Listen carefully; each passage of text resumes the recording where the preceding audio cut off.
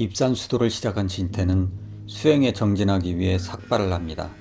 속세에 묻은 때를 모두 벗겨낸다는 심정으로 한 올 한 올 털을 밀어냅니다. 그 한 가닥 한 가닥이 아상이요 번뇌입니다. 털을 다 깎고는 정제수로 몸을 정결히 합니다. 이렇게 경건해진 몸과 마음으로 흙바닥에서 경기를 합니다.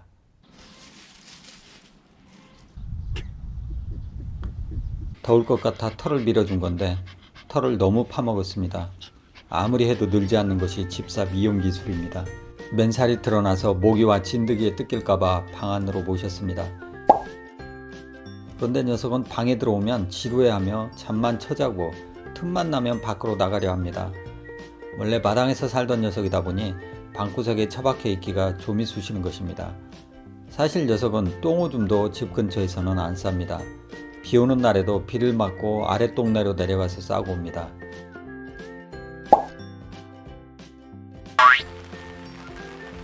지난 2주간 집 인근 50m 이내에 똥은커녕 오줌도 싼 적이 없습니다.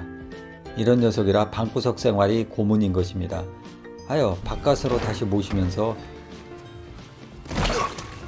벌레 쫓는 장비를 구입했습니다. 벌레 쫓는 목걸이를 샀다가 냄새가 너무 독해서 바로 폐기 처분했습니다. 벌레 쫓는 스프레이 역시 벌레보다 먼저 진태가 장내를 칠 상황입니다. 하여 참나무 목초액을 구입합니다. 별 효과 없습니다. 다른 것을 구입합니다. 역시 효과 없습니다. 백방까지 사다가 뿌렸지만 돈 낭비입니다. 이렇게 막대한 돈을 쏟아부으면서 저는 피를 토하는 심정이었습니다.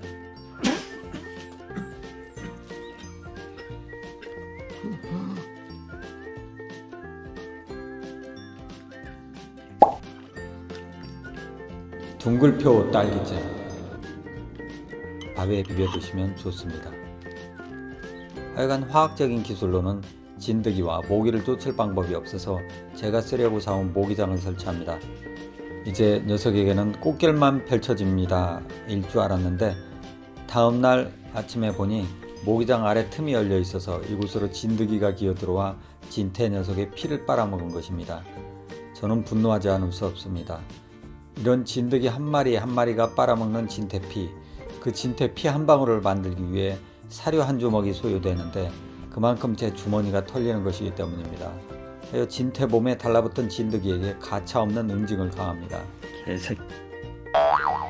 진드기가 더 이상 모기장 침입을 하지 못하게 망을 사다가 아래쪽에 바느질로 꿰매 붙입니다. 현재 제가 주로 신고 다니는 신발 뒤축도 찢어져서 꿰매 신고 다니고 있습니다.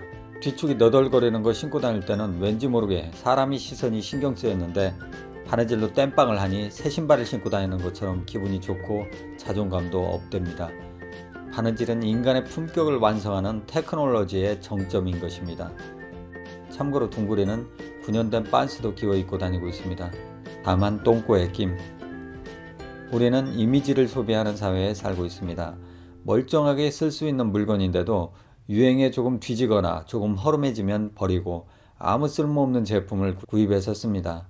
실질적인 필요보다는 타인의 시선이 중요한 사회입니다. 몸에 두른 철갑처럼 냉장고, 세탁기, 집, 자동차는 자기 자신을 과시하기 위해 끊임없이 더 비싸고 좋은 것으로 치장합니다. 이런 것들을 얻기 위해서는 돈이 필요합니다. 하여 죽도록 공부하고 높은 자리에 오르거나 사기를 칩니다. 남들보다 더 많은 것을 손에 쥐고 남들보다 더 높이 올라서기 위해 인생을 허비하는 것입니다. 한정된 지구 자원을 서로 먼저 차지하기 위해 싸우는 경쟁에서 우위를 차지하는 것에만 혈안이 되어 있을 따름입니다.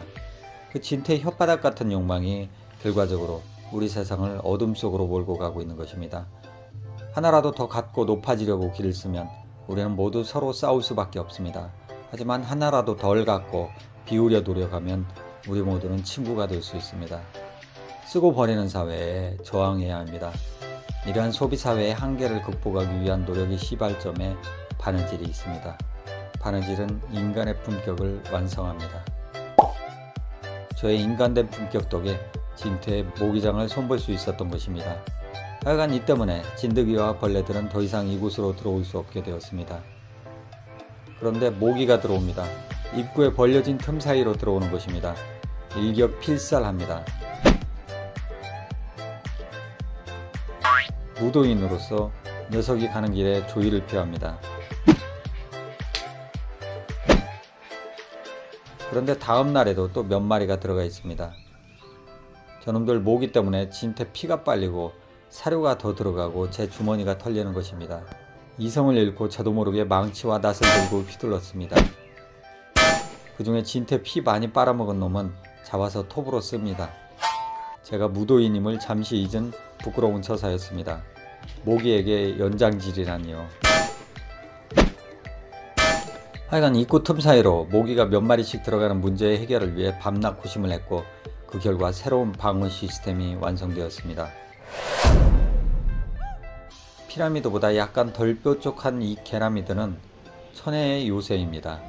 이중도어 시스템을 장착하고 좌키파 우킬라의 철통 보안으로 모기들의 출입을 방비하는 시스템입니다. 이 장비를 완성하기까지 역시나 피를 토해야 했습니다.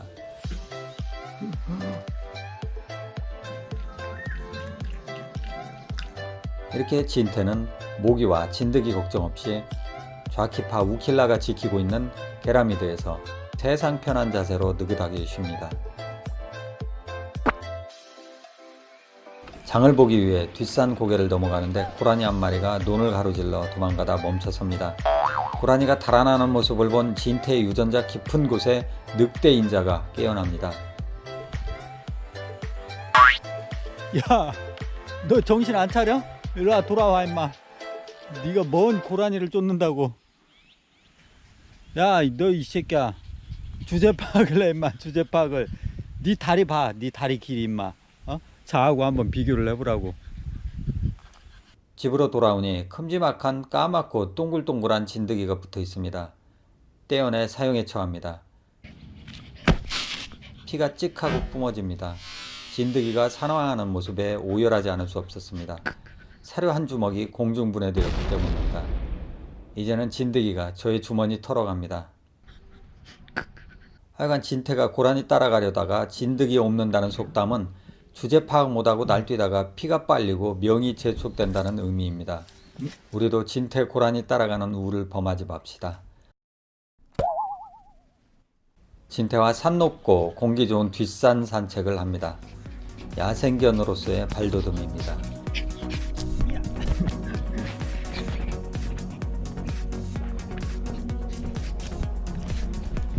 하지만 나갔다 오면 진드기 검사를 해야 합니다. 산에 갔다 오니 까맣고 동글동글한 이 진드기가 또 붙어있는 것입니다. 이 흉악한 놈을 냅다 잡아떼어서 진태 발가락입니다. 하마터면 진태에게 씻을 수 없는 큰 죄를 저지를 뻔했습니다. 미안하다 진태야.